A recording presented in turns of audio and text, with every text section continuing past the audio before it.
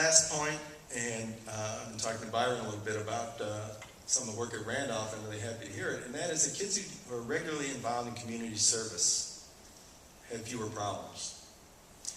I think one of the reasons is that in this generation, where we're focused on wealth and achievement, that our kids are good for nothing. You know, it wasn't that long ago in this country where if you had a child, that was an economic asset for you. Because you lived on a farm and your child did chores, or your older kids took care of the younger kids. And now it's do your homework, practice your piano, do all these things for you so that you can look better for a college. And they're not giving anything back.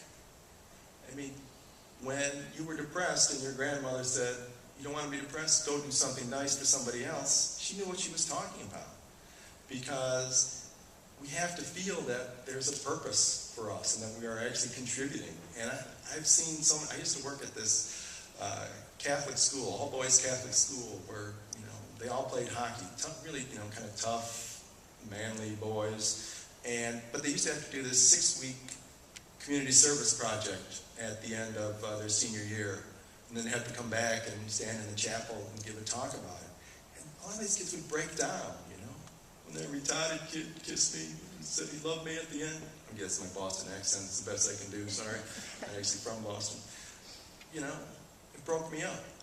And, you know, because they had never really been important in anyone's life before, because they had been all self-focused. There's a famous study in psychology where they went into a geriatric facility, people in their, you know, late 80s and 90s, and they gave everybody a plant. And for a random half of the group, they said, don't worry about it, it's a new plant for you, we'll take care of it, make sure it gets enough sun, enough water. And for the other half, they said, here's a new plant for your room, but it's going to die if you don't take care of it.